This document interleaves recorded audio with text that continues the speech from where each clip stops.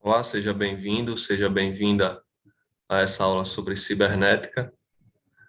Para essa aula, nós vamos utilizar esses dois livros aqui, o Teoria das Mídias Digitais, do Luiz Mauro Sammartino, e o Redes, Liberdades e Controle, uma genealogia política da internet, do Benjamin Lovelock.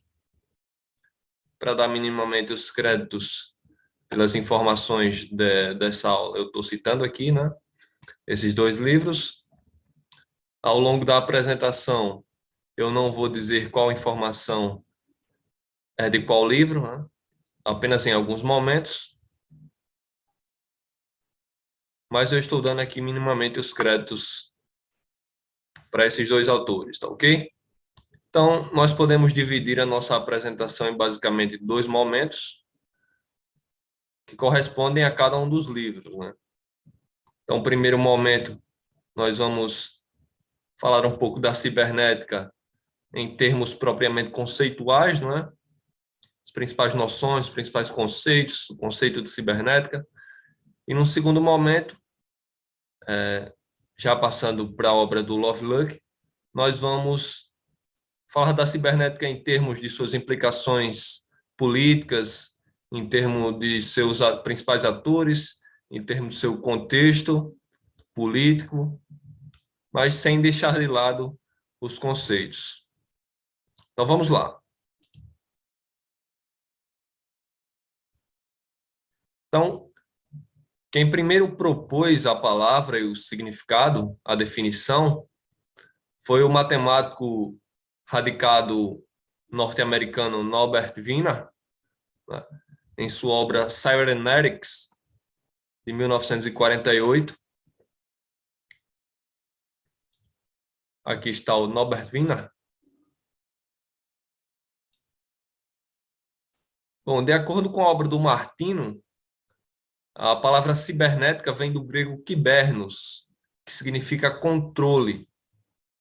A palavra governo, inclusive, é uma tradução latina um pouco oblíqua, não é? De kibernos, ou seja, kibernos e governo. Tem uma sonorização, não é? Bem parecida, kibernos governo, né? O governo é justamente a entidade que controla uma sociedade. Então, do ponto de vista vocal, governo e kibernos, nós podemos perceber, sim, essa semelhança, essa derivação, não é? Já de acordo com a obra do Lovelock, não é? A palavra cibernética vem do grego kybernéticos, que significa a pilotagem de um navio, a arte do timoneiro, não é? Aquele que pilota o navio, e cujo sentido derivado, né, desse significado é a arte de governar os seres humanos. Então, portanto, a cibernética, né, significa controle. Então, originalmente, a cibernética é uma elaboração teórica da relação entre informação, comunicação e controle em um sistema. Então, a base da cibernética é uma concepção instrumental de informação. Então, são informações que alimentam um sistema e que permitem a tomada de certas ações. Ações essas que vão gerar novas informações, né, que, por sua vez, vão levar a novas ações, não é? Ou seja, readequando o comportamento, reajustando o sistema, né, as ações do sistema. Então, é um processo de retroalimentação sucessivo, contínuo, né, em que novas informações geram novas ações, que, por sua vez, geram novas informações que permitem reajustar essas ações. A informação é a unidade básica da cibernética, não é? De modo que, quanto mais for possível controlar as informações, maior será o controle possível do sistema e do funcionamento do sistema e da previsão daquilo que pode ocorrer, não é? Então, a noção central da cibernética, uma noção fundamental, é o conceito de retroalimentação ou feedback, né? Que se refere exatamente a esse fluxo contínuo de informações entre os elementos de um sistema e as respostas que esses elementos trocam entre si, né? Na coordenação de suas ações. O controle do sistema, esse é um lema básico da cibernética, né? O controle do sistema é derivado o tempo todo da retroalimentação de informações. E de acordo com o Martino, né, o Norbert Wiener, ele parece ter sido o primeiro a sugerir uma equivalência entre o processamento de informações pelo cérebro humano e por computadores, tendo em vista que em ambos os casos há um input, ou seja, uma entrada de informações, e há um output, uma saída, que são mediados por sucessivos feedbacks, né? E agora, inclusive, sabe-se, né, que o axônio, né, o disparo do axônio é digital, ele pode disparar ou não. Então, o Wiener, né, ele já teorizava essa equivalência, né, que hoje nós sabemos bem mais a fundo, né, as semelhanças, as similitudes entre o cérebro e os computadores. Então, na década de 1940 e 1950, né, foi o nascimento e a grande época da cibernética, né, enquanto ciência autoproclamada da comunicação e do controle, que estava apoiada em uma teoria científica da informação. Então, a influência da cibernética foi sem precedentes, não é? Em termos do próprio curso histórico, né? A cibernética moldou toda a história posterior à sua criação, não é? Em inúmeros projetos de pesquisa, em inúmeros avanços tecnológicos, em inúmeras disciplinas, em termos culturais mais amplos, né? E essa influência, não é, da cibernética sobre a cultura, ela é citada aqui, não é, pelo Klaus Pias, que é mencionado pelo Lovelock, que ele diz o seguinte: dava a impressão de que praticamente todas as disciplinas eram afetadas por um vírus chamado cibernética, né? Tal era a influência da cibernética no meio cultural, no meio acadêmico, né, para a forma de pensar da sociedade, né? Então, a cibernética ela moldou toda a história posterior à sua criação, né? O curso da história. Então, a cibernética ela formou a base, né, as bases de uma teoria da informação aplicável tanto aos organismos vivos e às máquinas, quanto à organização social. Então, a cibernética ela é fundamental, ela é importante por basicamente dois motivos, né? Primeiro, porque ela confirma e define uma aliança entre informação e biologia, né? Aliança essa que sobrevive, né, e faz parte hoje em dia de muitas representações sociais, né, principalmente que envolvem a internet, entendida como metade construção técnica e metade organismo vivo. E em segundo lugar, a cibernética, né, ela é importante porque ela participou de uma nova epistemologia, né, da definição, da criação de uma nova epistemologia, que é uma nova forma de pensar, né, basicamente. Que é aí que se instituiu basicamente a partir da Segunda Guerra Mundial e também com a Guerra Fria, tá? Então, o discurso da cibernética, os seus princípios, suas teorias, né, seus conceitos, foram postos em prática por cientistas e engenheiros, né, que mudaram os rumos, né, da história, como Alan Turing, considerado aí um dos pais da ciência da computação e da inteligência artificial, o John von Neumann, né, que criou a arquitetura dos computadores modernos, o J.C.R. Leclerc, que é um dos entusiastas da internet, né, que é um dos primeiros a conceber uma rede universal de computadores, né, uma das primeiras pessoas que concebeu, né, uma rede mundial de computadores, também um teórico da sinergia entre humano-máquina. O Claude Shannon também tem um importante trabalho na área da teoria matemática da informação, e o Norbert Wiener, né, que é o pai propriamente da cibernética. Então, a cibernética, né, ela instaurou assim o desvelamento, né, pleno do potencial político da informação, né, ou seja, a informação como fonte de poder, né? Então, a cibernética ela instaurou essa noção e essa percepção, não é? Tanto para o bem quanto para o mal, né? A cibernética, no caso, para os governos, tendeu a ser uma fonte de controle da sociedade, um meio de controle da sociedade, de racionalização desse controle, quanto para os indivíduos, a cibernética, né, passou a ser uma ciência da liberdade e da autonomia, né? Então, ela vai ser marcada por interpretações divergentes e implicações ambíguas.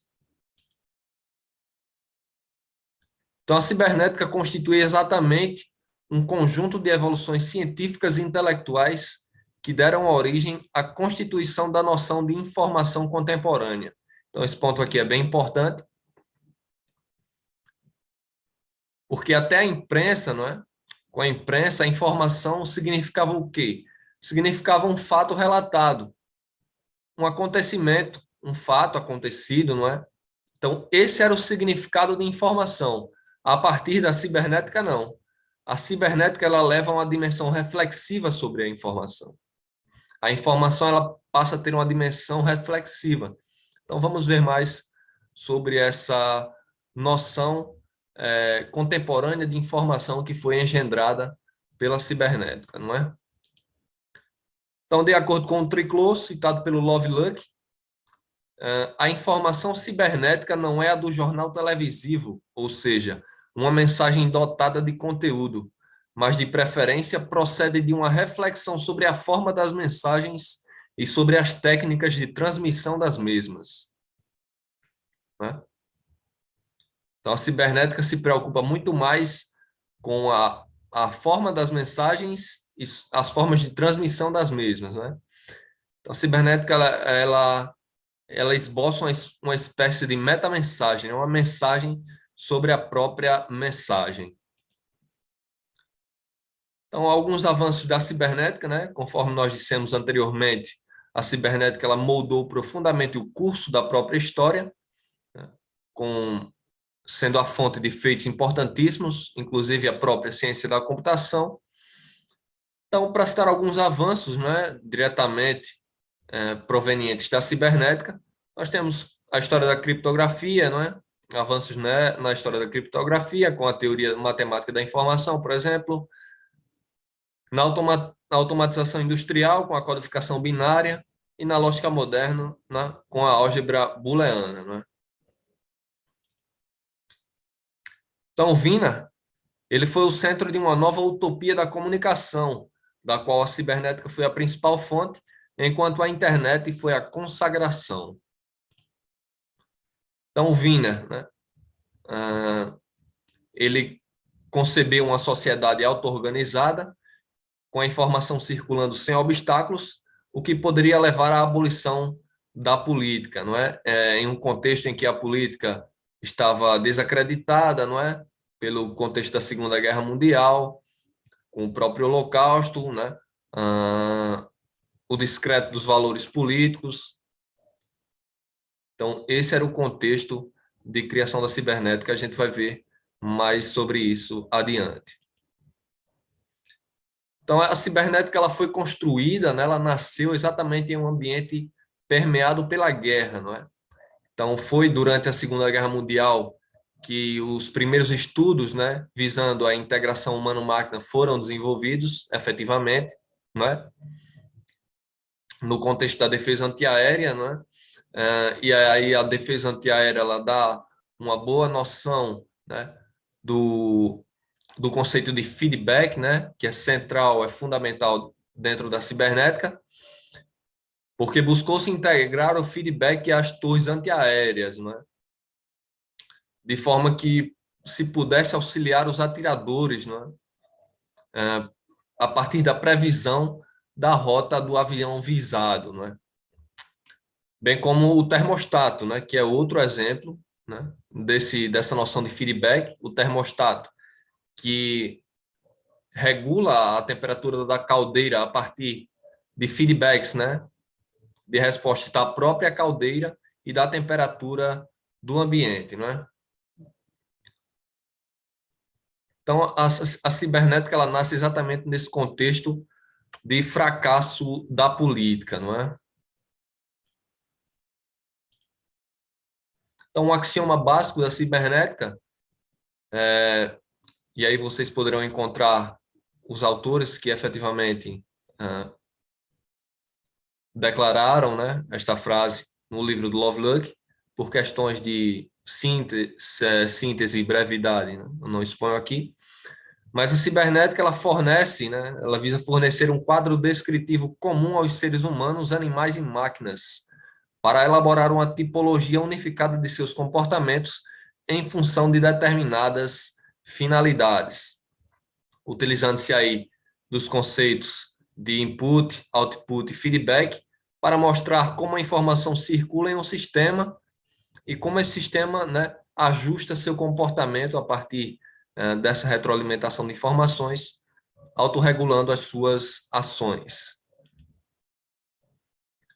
Então, a cibernética também foi a fonte do desenvolvimento da própria ciência computacional, né?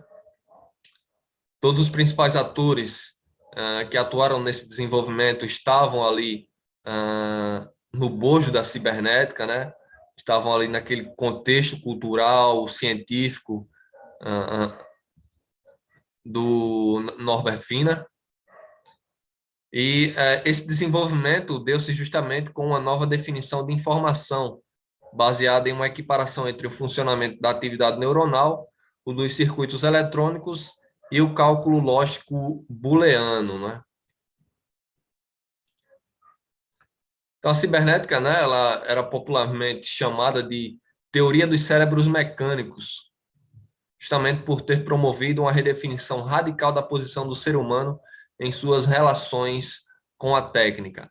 E aí o Lovelock vai explicar o seguinte: do mesmo modo que no século XIX Darwin havia posicionado o ser humano e o macaco em um plano semelhante, assim também o século XX assistiu à convergência entre o ser humano e a máquina. Então, a partir de 1956, o próprio termo caiu em desuso, né? E, paradoxalmente, ao termo cair em desuso, né, a cibernética foi adotada pela União Soviética como a ciência oficial e como a ciência do governo, né, o que aumentou ainda mais a atenção no contexto pós-Segunda Guerra Mundial, né? E nesse sentido, a cibernética ela foi usada como uma forma de aperfeiçoamento burocrático, né? Visando favorecer um Estado ultracentralizado e hierárquico, não é? Da União Soviética ali, nesse contexto. Então, nos anos 60, a cibernética passa a ser sinônimo de aplicação da matemática a todas as ciências, né, enfatizando aí a noção de controle, né? Então, do ponto de vista de suas aplicações sociais, a cibernética ela marca uma nova etapa na racionalização da organização das sociedades humanas. Então, com a Revolução Industrial, nós temos uma mudança radical na escala da organização social, em termos de produção, de distribuição, de comunicação, o que leva a uma crise do controle, né, chamada crise do controle, que gerou a necessidade de novas inovações, justamente para superar essa crise e para resolver os problemas de organização das sociedades humanas em todos os seus aspectos, em todas as suas dimensões. Então, no campo econômico, algumas dessas inovações são a contabilidade moderna, a gestão de estoques, os correios, as telecomunicações e os transportes ferroviários e os meios de comunicação de massa. Então, esse movimento de racionalização ele é descrito pelo J.R. Benninger, né, como um processo de longo prazo designado como a revolução do controle, que conduz da revolução industrial para a sociedade da informação. Então, a cibernética aí foi tida, foi usada, né, foi posta em prática como um recurso, né, um meio para racionalizar o controle da sociedade. E o principal exemplo disso é o projeto CyberSyn, foi posto em prática no Chile, né, na década de 70, né, representa aí uma aplicação da cibernética ao gerenciamento, e o objetivo do projeto CyberSyn era justamente gerir a economia ao vivo, né, a partir de uma rede de telex, que é um sistema de comunicação escrita, e essa rede ligada a um computador central, né? E esse projeto ele representa exatamente a via tecnocrática da cibernética, né?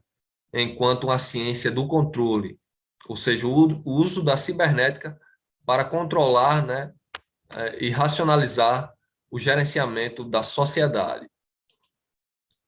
Então, Wiener, ele concebeu a cibernética justamente como o oposto disso, né? Justamente como o oposto de uma ciência do controle, não é? E que é exatamente uma ciência da liberdade, né? Como ele a concebeu.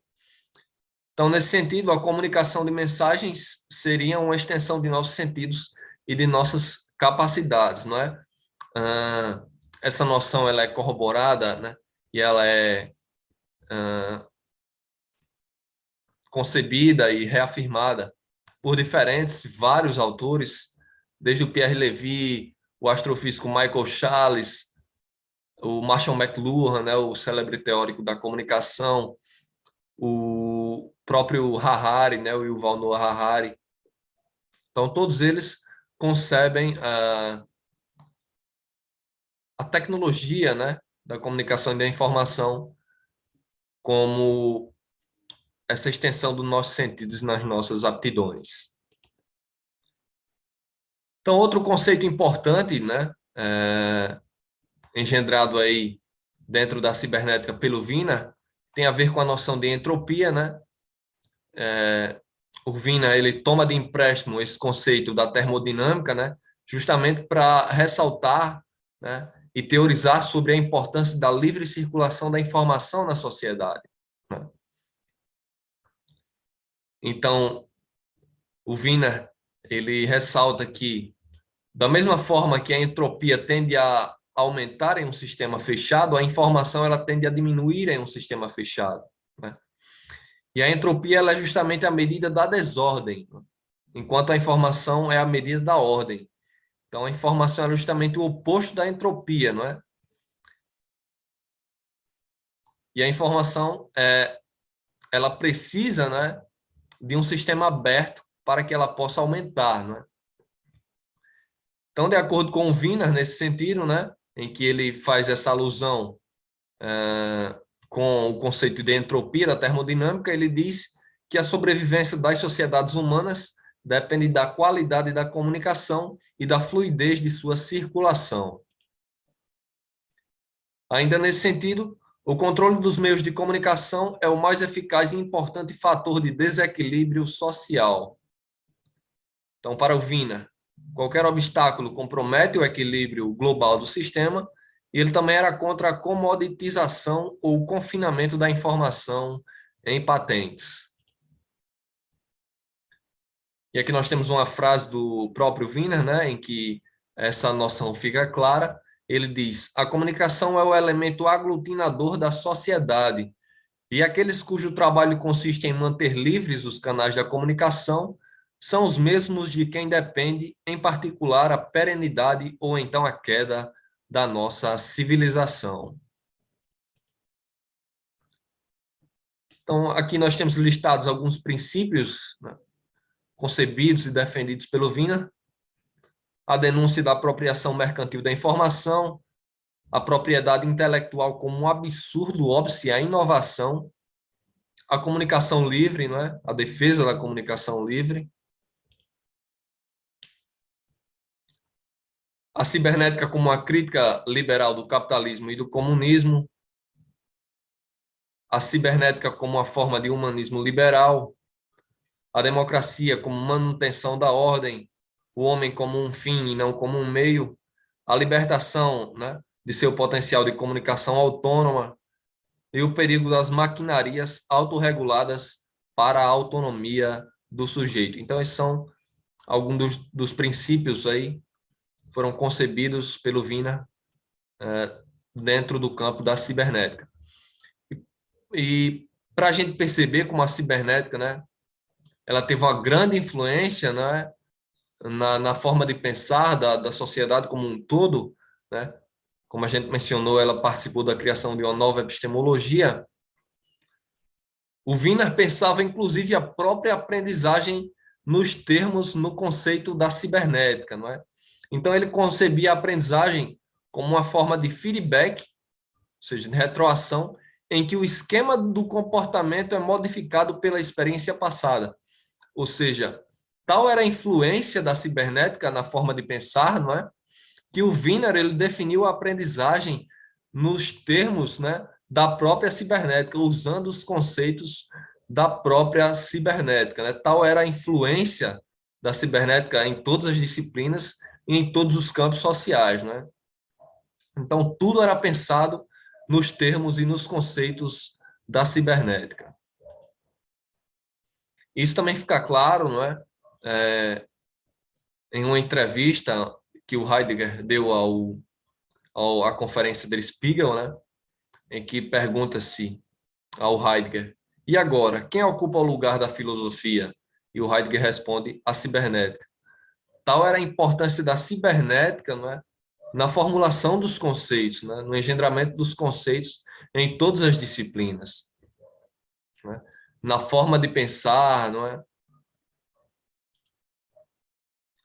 Então, aqui nós seguimos, né, para algumas das conclusões do Benjamin Lovelock, né? Ele diz, citando, inclusive, vários autores que podem ser consultados, né, na obra do Lovelock.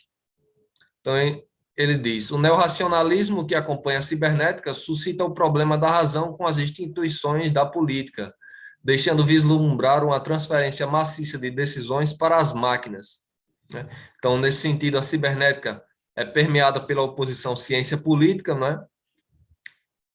Justamente porque a técnica teria conquistado um dever próprio e acabaria dominando os indivíduos, né?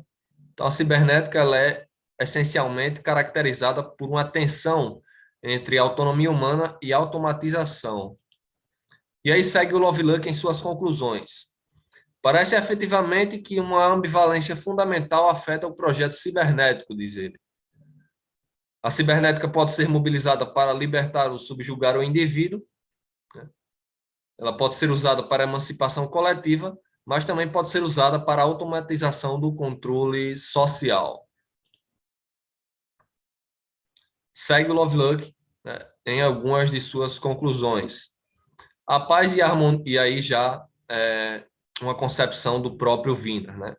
A paz e a harmonia são o resultado de uma libertação do potencial de circulação de informação, não é? Concepção essa que está dentro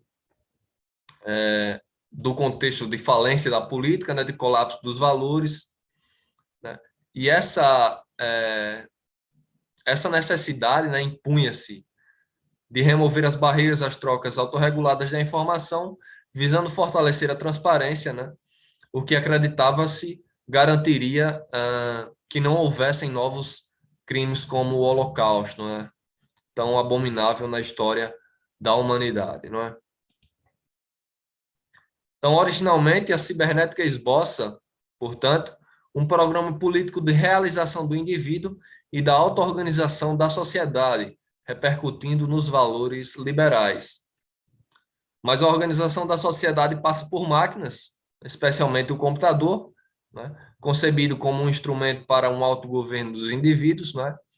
Foi inclusive denominado de máquina para governar, naquela altura, né? Naquele contexto. Então, a cibernética ela é permeada pela tensão entre liberdade e controle e a tensão também entre autonomia e automatização. E a internet, perdão, é um exemplo perfeito, não é, dessa tensão referida. Então, a União Soviética, não é, ela tinha planejado implementar uma grande rede de computadores e, por causa do total controle tecnocrático e da vontade de centralização, esse plano acabou fracassando, não é? Então, aí nós também podemos nos lembrar do Pierre Levy, não é? Quando ele disse que o regime comunista faliu exatamente porque era incapaz de inteligência coletiva, né? Toda aí a questão de não circulação, não permissão da circulação autônoma da informação, não é? Que é fundamental hoje para o desenvolvimento de qualquer nação. Então, exatamente por isso, por não ser capaz do que o Pierre Levy chama de inteligência coletiva, foi que a União Soviética acabou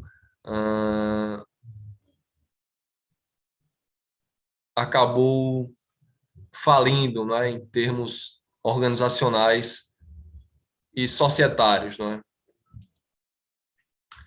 Então, por fim, aqui o Gerovitch, citado pelo Lovelock, ele ressalta exatamente isso. A internet, tal como a conhecemos, é a derradeira máquina cibernética que combina simultaneamente a liberdade e o controle, além de proceder à mistura conjuntamente dos seres humanos com as máquinas a partir de um ideal de livre circulação da informação. Então, se você gostou dessa aula, deixe seu like, se inscreva no canal, comente o que você achou, comente sobre a aula, sobre a cibernética, e nós nos vemos no próximo vídeo. Valeu, até mais.